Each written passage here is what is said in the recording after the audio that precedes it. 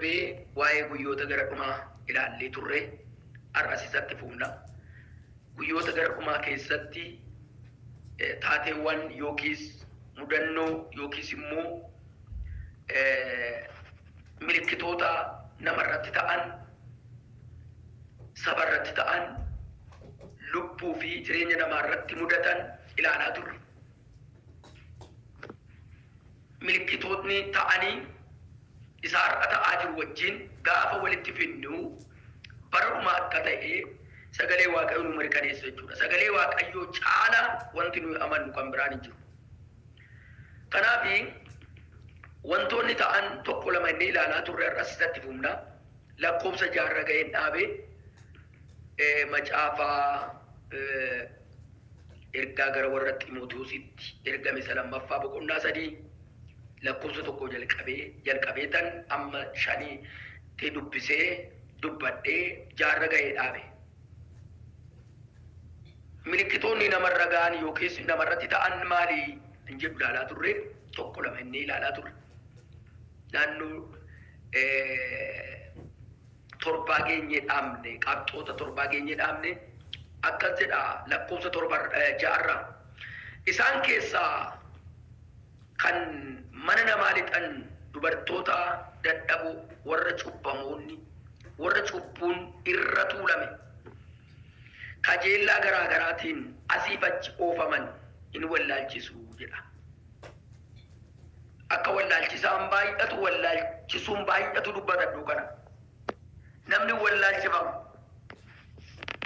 warra cubbuun irra tuulamee jedha. Dubartoota warra cubbuun irra tuulamedha. Waa'ee dubartii kana gaa dubartii duwwaadha jennee yoo dhiisnee bira darbin hin ta'u. Dubartii kan jedhu yeroo baay'ee waldaa kiristaanaatti akka isheen hiikamtu dubartiin hin beekama. Teolojistoonnis kana walitti hidhu. Haa ta'u garuu isaan keessaa kan mana namaa lixanidha. Mana namaa lixuu jechuun maal jechuudha? Laphee namaa seenuu jechuudha. Jireenya namaa seenanii warra wallaalchisan jechuudha. Keessa namaa kan wallaalchisan jechuudha. Mana namaa lixanii gaafa jedhu mana isa harkaan ijaarame kana akka hin taane sagaleen Waaqayyoo nu ibsa jechuudha. Dhoksaan dubbii Waaqayyoo gadi fageenyaan qoffurrii gadi ilaallee mana namaa lixuu jedha. Mana namaa lixuu jechuun jireenya namaa lixuu, laphee namaa lixuu, sammuu namaa lixuu, keessa namaa lixuu akka ta'e nuu mirkanaa jechuudha.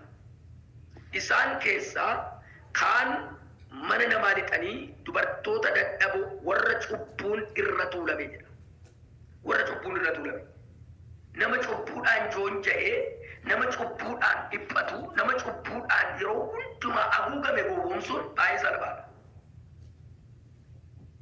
Seexannis biyyi lafaas namnis kan hin dandeenye yoo jiraate nama kadhatu, nama Waaqayyoo wajjin walitti dhufeenya qabu, nama yeroo hundumaa sagalee Waaqayyoo dubbifatu, nama hubannaaf ogummaa qabu, nama hafuurri Waaqayyoo sochoosu ta'e malee nama cubbumaa gowwoomsuun ni salphata.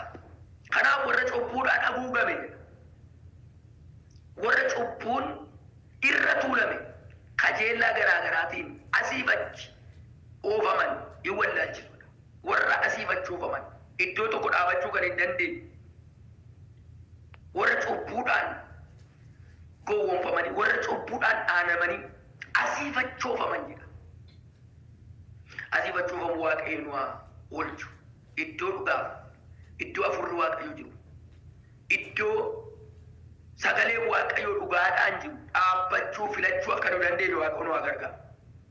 Isaan kan bara dhumaa kana jala namoonni cubbuun irra tuulame kajeellaa garaa garaatiin asiif achi kan oofaman hin wallaalchifamu, hin wallaalchisu namoonni jechuudha. Namatu nama wallaalchisa malee seexanni qaamaan anaa jedhee achi as immoo biyyi lafaas kan bakka bu'u namadha. Foonis kan bakka bu'u nama.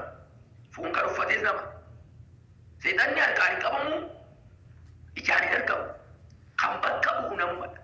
kawwallaalchisu namoota kawwallaalchifamus namuma kanaafi barmaa keessa wallaalchisuu kanatu baay'ata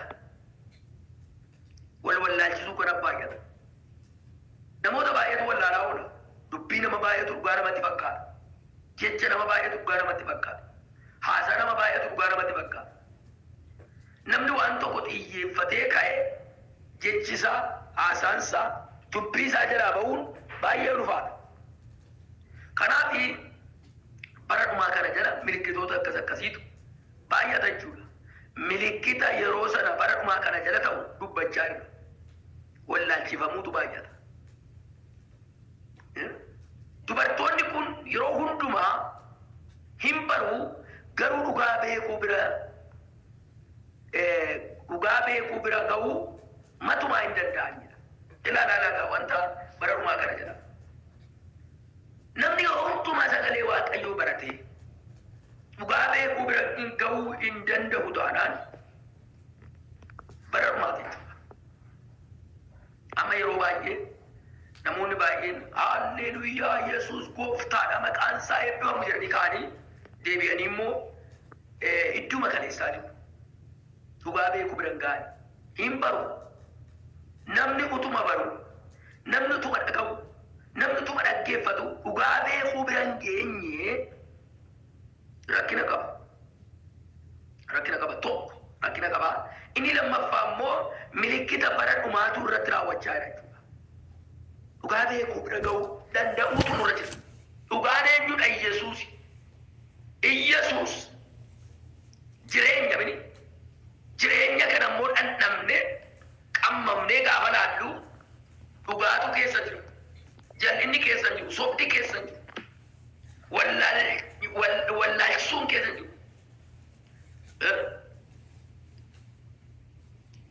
Seexanni al takka waaqayyo wajjin wal dhabee waaqayyo wajjin wal lolee al takka cubbuu dhiifama hin qabne waan hojjeteef deebi'ee waaqayyo wajjin jiraachuu hin danda'u. Kanaafuu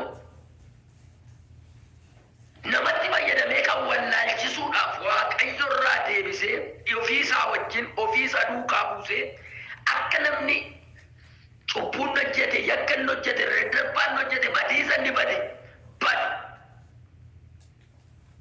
akka inni isa duukaa gochuudhaaf yaaliin hin godhin kun maal jechuudha gowwoomsaa seexanaa jechuudha seexanni gowwoomsaa nama maalitti fayyadame qaama namatti fayyadame biyya lafaatti fayyadame yoo innis biyyi lafaas namumaan qaba namummaa dhaqan inni biyya lafaa bakka bu'u foon yoo jennes foon namatti fayyadame yoo jenne ni salphata jechuudha. Kanaaf namni dhugaa beekuu bira akka hin geenye gochuudhaaf seexanni namatti gargaaramee nama gowwoomsa jechuudha. Akkasuma sagaleen waaqayyoo iddoo tokkotti nama jaalladhu malee hin amaninidha. Sa'uu deedijii attaamin. Maal jechuudha? Garaa namaa keessa laphee namaa keessa waan baay'eetu qofforamee jira. Waan baay'eetu taa'ee jira. Inni tokko qulqullummaa masaa jiraata. Inni kaan immoo karaarraa nama kaachisuudhaaf yaalii godha. Kana kan godhu nama sanatti kan isa karaarraa nama kaachisuudhaaf yaalii godhutti kan fayyadamu seexana. Biyya lafaa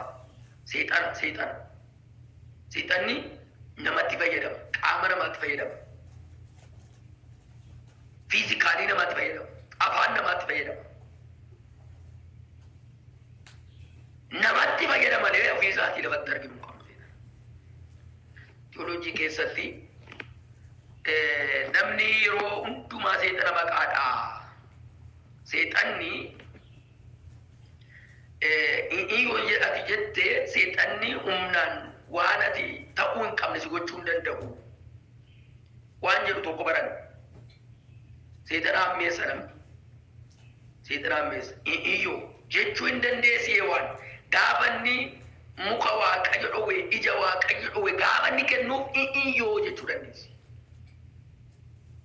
Har'a karaa rakkinni dhufu jennee ofirraa cufachuu hin dandeenye.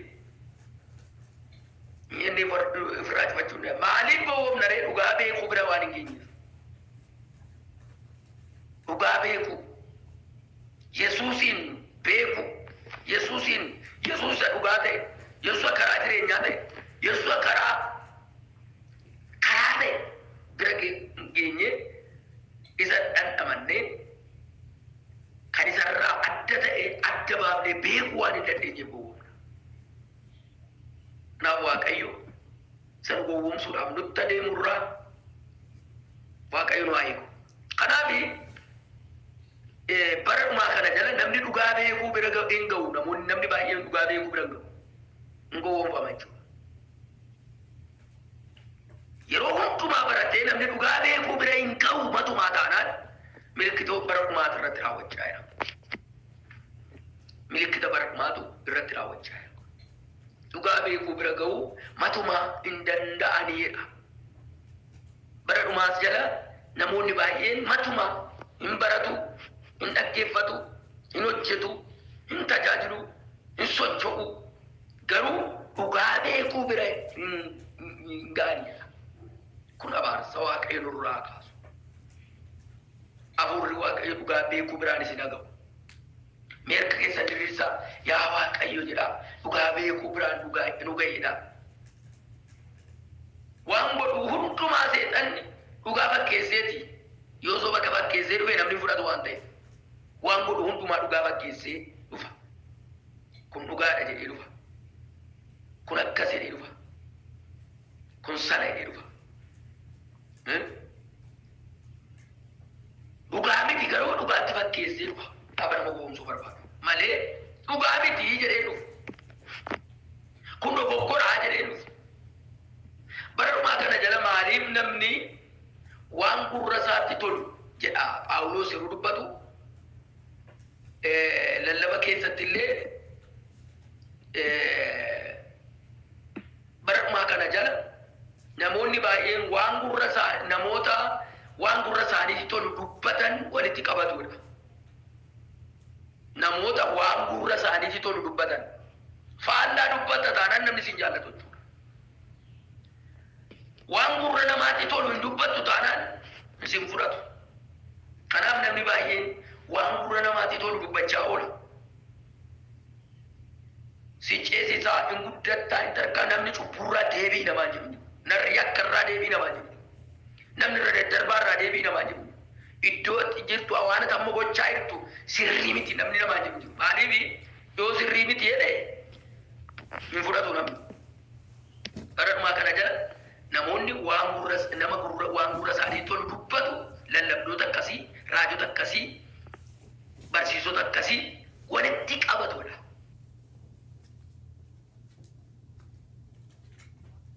Yeroo dhagaadhaan waggaran, yeroo dhagaadhaan ajjeesan, yeroo dhagaa irra tuulan waan godhan hin beekan jedhe. Namni waan godhu wallaalee yoo nurratti cubbuu hojjete dhiisuu fi danda'uutu nurra jira. Akkasiin goone taanaan nuyi ammayyuu dhugaa beekuu biran keenya jechuudha. Dhiisuu fi danda'u. Namni obsa hin qabu yeroo sana. Amma namni obsa qabaa hin qabu. Waliin danda'u. Waliin baatu. Namni hedduu waan xiqqoodhaan ka'ee wal ajjeesaa oola. Waan xiqqoodhaan. Waliin danda'u. Tikisti የለውም ወሊን danda'u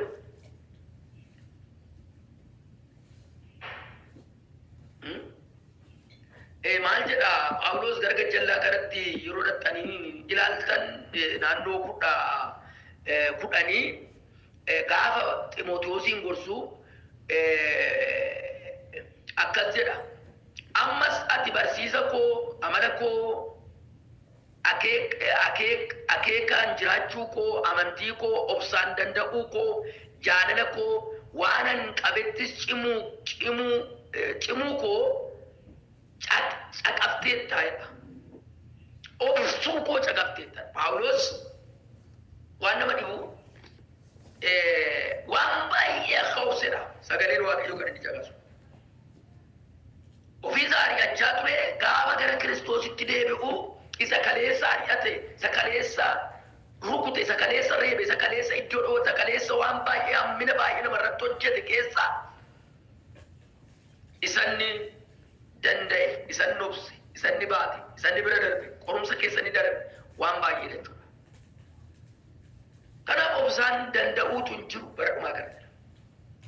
Machaal batigisti machaal amma namni yeroo karaallee wajjin deemuu waliin danda'u akkas goote sana goote ni wal lola karaa marratti illee daandii marratti illee waliin baatu. Maayinni kun bara dhumaati. Mana keessatti waliin baatu waldaa keessatti waliin baatu. Akkuma kana daandii irratti illee waliin baatu. Amma ibsuu ijaa waa wajjin adeemuuf jedhee waliin baatu. Mana keessa yeroo dheeraa wajjin jiraata. Waldaa keessa yeroo dheeraa wajjin jiraata. Waliyyuu hin dadhabu. Daandii irratti waan amma ibsuu adeemsa amma ibsuu keessatti waliin danda'u waliin obsu waliin baatu. Maayinni kun bara dhumaati. የመጨረሻ ዘመን ምልክቶታ የሄዱ አርጋ ጅራ ዋን ሰገሌ ቆይወጅ ወልቀበቱ ከናፊ ኢዶ ከነት ዱበርቶonni kun yeroo hundumaa hin baru garuu dhugaa beekuu bira ga'uu matumaa hin danda'anidha. Akkuma yaaneesiif yaa moober yaa moobi rees museedhaan morman jarreen sammuun isaanii bade karaa amantii isaanii qoramanii in ilaalamin kunis akkasuma dhugaadhaan in mormuu jedha. Namni dhugaadhaan morma jechuudha bara dhumaa kana jedha. Namoota fakkeenya fudhatee Phaawulos dubbatu kun sammuu isaaniitu badee. Sammuu namoota baay'eetu fudhatama bara dhumaa kana jedha. Namni sammuudhaan yaada miti yaaduu hin danda'an. Amantiin isaanii qoramee hin ilaalamne. Amantiin isaanii qoramee hin ilaalamne. Museedhaan akkuma morman jarreen sammuun isaanii bade karaa amantii isaanii qoramanii hin ilaalamin. Kunis akkasuma dhugaadhaan hin mormu. Sammuun isaanii kan bade amantiin isaanii qora anama amantii fakkaatu. Kuni namoota xinnoo reefu amantan ittiin ulfaatamu. Barumsa jiyooloojii wajjin walitti dhufa. Baay'een isaa sammuun isaanii kan bade gaafa jedhu maal jechuudha? Waan hojjetan illee utuu hojjechaa jiranii kan hin yaadanne jechuudha. Amma namooti sammuun isaanii bade hammam yoo cubbuu namarratti hojjetan, hammam yoo nama dhiiban, hammam yoo nama miidhan isaanittiin dhaga'amu. Isaanittiin dhaga'amu yoo nama miidhan. Maaliif? Sammuun isaanii badeera. Maaliif bade sammuun isaanii bara dhumaati? Bara dhumaa kana jala namoota baay'ee sammuu isaaniitu bada. አይምሮአቸው ይጠፋል። ስራቸው የተበላሸ ይሆናል። ዮሐማ ጾፑን መረጠጀታ ያከነ መረጠጀታ የሆነ መዲባል የሆነ መገፋን የሆነ መበለሰን የሆነ መሚዳ የሆነ ማጀሰ ዛሬ ትነጋ ማሊ ዘሙ ዛሬ በዲ ነመ ዘሙ ዛበደ አገኛ ቢመራቶታ ወረ መራታን ከና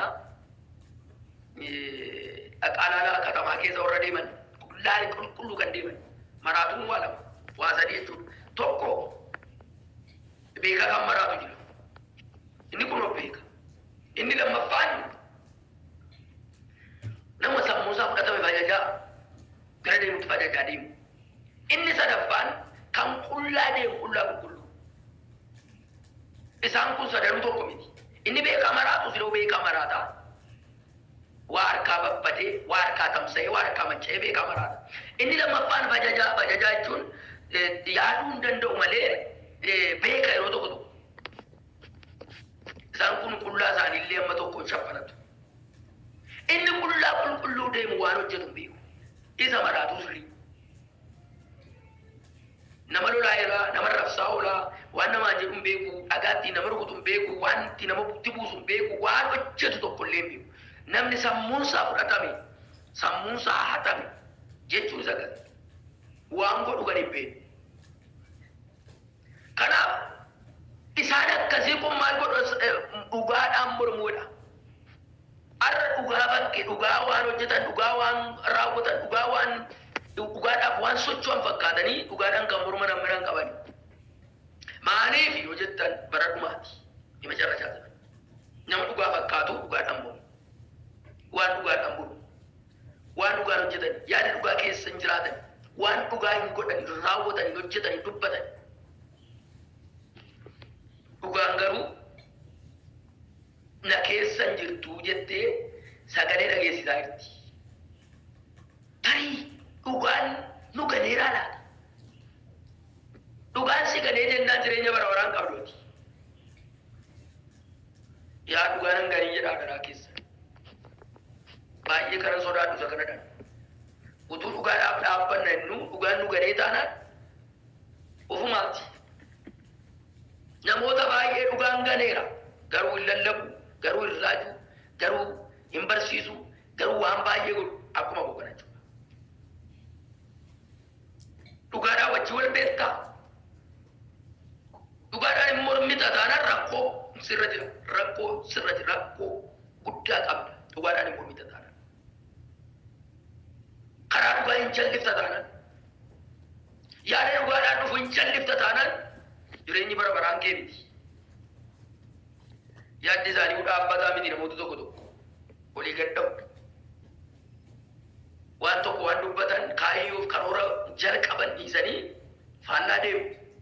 Waan kun maayini dhugaadhaan mormuudha. Dhugaa jechuun waan qabatamaa lafa jiru. Waan qabatamaa lafa jiru. Yaa saba Waaqayyoo bara dhumaa jira waan baay'eetu ta'a. Bemecarrashaa zaman dhuus isoo nagar numiyoon. Dubbiin yammaa sin barsiisaa jiru kuna yaadaan qabaa deema. Tarii keessa jirraa laata?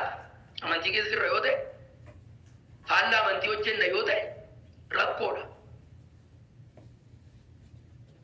Ila akkas jedha waa'ee jarreen ammaa gaafa kaasu namni Waaqayyoo kuni jarreen sammuun isaanii bade karaa amantii isaanii qoramanii hin ilaalamin jedha.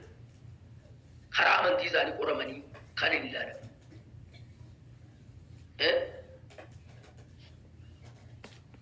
Akkamitti qoramanii ilaalamu waan jedhu yoo keessa lixne inni kun illee barumsa baay'ee barumsa kan biraadha. Qoramanii kan hin ilaalamin jedha. Kunis akkasuma dhugaadhaan hin mormu jedha. Bara dhumaa akkasuma inni kunis bara dhumaa kana jala namoota baay'eetu nama dhugaa fakkaatee dhugaadhaan morma. Waaqayyoon waa bushu malee. Nuyi kan nuyi Waaqayyoon amanneef dhugaa wajjin jiraannee dhugaa wajjin dhaabbannee jireenya bara baraa dhaaluuf warra dhugaa simatti jireenyi bara baraa. Warra dhugaadhaan deddeebi'an, warra dhugaadhaan hojjetan, warra dhugaadhaan deddeebi'an, warra dhugaadhaan dhaabbatan simatti isaan kaan hin tufti. Kontaaktiin jireenya bara baraa warra dhugaan keessa hin jirre akseeptiin godhu. Waanuma namoonni hojjetanii diraamaa namoonni hojjetan agartanii tole yaada. Namoonni fiizikaaliin isaanii iddoo sanaa wajjin waliin maxxanne jireenya bara baraa fi badiisa bara baraa yookaan abidda bara baraa fi gara jireenya bara baraa gaafa diraamaa isaa hojjetan namoonni ashaangulliitiidhaanii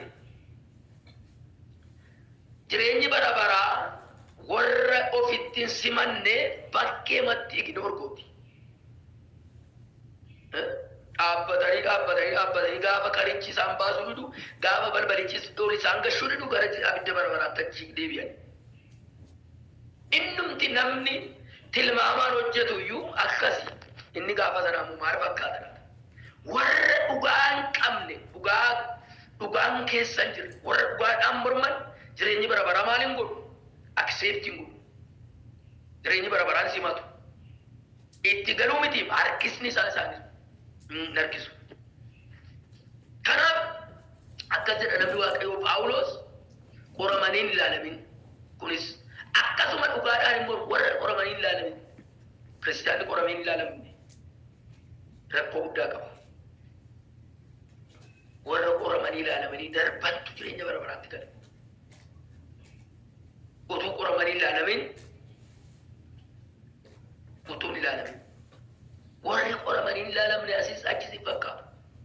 Warri qoramanii akka warqee abidda keessa bu'ee qoramee warqummaan isaa baramee yoo ta'e malee kiristiyaanni eenyu akka ta'e hin beekamu. Bara dhumaa kana jedha. Kanatu kiristiyaanota baay'ee adda baafachuu wallaalchisee sammuu dhowwa. Eewwa balu fajiru adda baafachuu wallaaluu.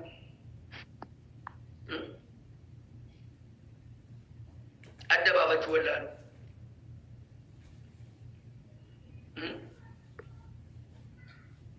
Adda baafachuu wallaaluu.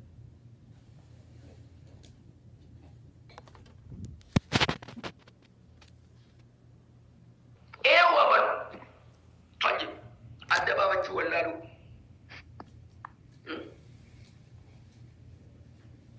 Adda baafachuu wallaaluu.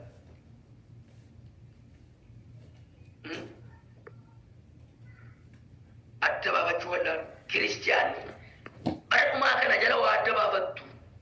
Kiristiyaana qaxalee, kiristiyaana sirrii, kiristiyaana dhugaa, kiristiyaana furrii waaqayyoo keessa jiru, kiristiyaana bishaattuudha. Kiristiyaana bishaattuudha. Kanaaf adda baafachuun illee ulfaata jechuudha. Kanus akkasuma dhugaadhaan hin mormu. Garuu akkuma gowwummaan jarreen sanaa lammanii irratti beekame kan isaan kanaas nama hundumaa biratti beekamuuf waan jiruuf fagoo hin ga'inii jedha Phaawulos Ximootewosiin. Phaawulos Ximootewosiin gaafa gorsu irratti beekamaa. Amma yeroo tokko namoonni baay'een kan cubbuu hojjetan, kan yakka hojjetan, kan nama gowwoomsan, kan waan baay'ee waliin dhaani beekumsa isaanitti fakkaata. Waaqayyoo beekumsaan hin gowwoomu. Afurri waaqayyoo beekumsaan hin gowwoomu. Bawqataa iffattanii beekumsa itti fakkaata. Beekumsa cubbuu of keessatti dhoffateeni hin gowwoomu waaqayyo. Beekumsa cubbuu of keessatti dhoffateen.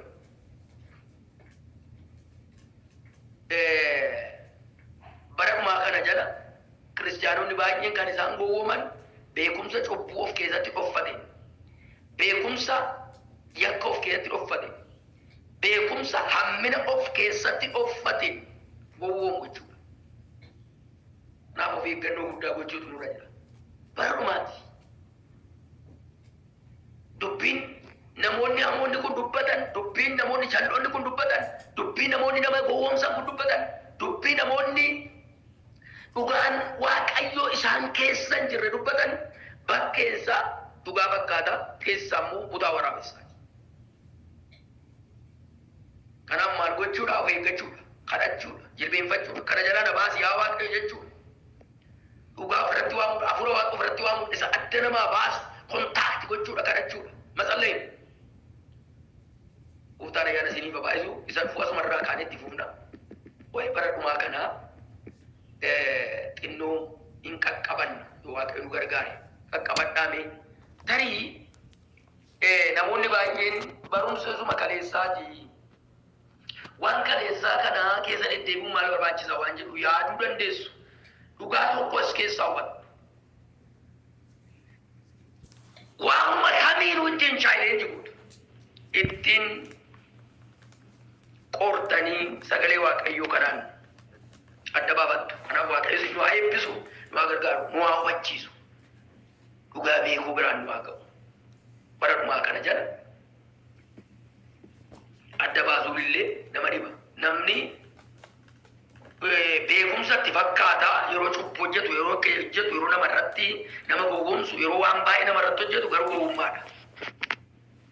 Gaaf tokko inni haguugame kun qullaa ta'a jechuudha. Inni haguugame kun bakkee ba'a. Waaquma bakkee baasa. Wanta haguugamee nama miidhuudhaaf kaatu, nama miidhuudhaaf hojjetu waaqayyo bakkee baasa. Baay'ee oliin xiqimii mataa isaaniitiif jedhaniiti kana kan godhan. Daraa isaachoo xiqimsiduun. Kun immoo keessisaa hadhaadha, keessisaa bofa, keessisaa sirrii miti keessi isaa nagaan qabu keessi isaa jal'ina keessi isaa waan baay'ee of keessaa qaba waaqayyo wajjin kontaakti dubbii waaqayyo wajjin dhugaa waaqayyo wajjin afura waaqayyo wajjin kontaakti kan wal godhu miti kanaaf adda baafachuun barbaachisaadha bara keenyatti jechuudha gooftaan ayyaana isinii barbaachisu mee waan hubattaniif waan dhageessan kana sheer gochuun dagatinaa sheer godhaa waaqayyo ayyaana isin nama baay'ee bira akka ga'uun barbaada sababiin isaa wanti keenya iyyuu sagalee waaqayyoon alagatiin qaba sagalee waaqayyoon alagatiin qaba anillee isinillee itti jiraachuu akka dandeenyu waa gargaaru hin kadhanna waaqayyo galanniif ulfinni oqubaan siifa ta'u yaa waaqayyo abbaa waaqa Abrahaam waaqa Isiyaaq waaqa hundumaa dandeessu waaqa hundumarratti qabuuf guutummaa qabdu nu barsiisuu jaallatte waa'ee bara dhumaa kana tokko lama ittee nu barsiisuu jaallatte nutti dubbachuu jaallatte nu gorsuu jaallatte namarraa of eeggachuu akka dandeenyu hamminarraa of eeggachuu akka dandeenyu jal'ina of dhoksee dhufu jal'ina mataasaa haguugee dhufu jal'ina of haguugee dhufurraa of eeggachuu akka dandeenyutti nutti dubbatte si galateeffannaa maqaa ilma kee maqaa gooftaa keenya maqaa Yesuusiin galanni siif haa ta'u humna nuu kenne jilba nuu kenne kadhannaatti cimu dhugaa beekuu bira ga'uudhaaf tattaafachuu sammuu keenya akka ati nuu bantuuf si kadhachuu hundumaa jabaannee tufuuf akka dandeenyu gargaari waaqayyo ayyaana kee nu babaayisi waan hundumaa irratti nu gargaari tokko lama ammayyuu bara keenyatti nutti dubbannu nu biraa rafi maqaa isa tolaa maqaa isa jiraataa maqaa isa qulqulluute maqaa Yesuus ameen gargaarama kadhaa qabaatan dubbisaa Shalom.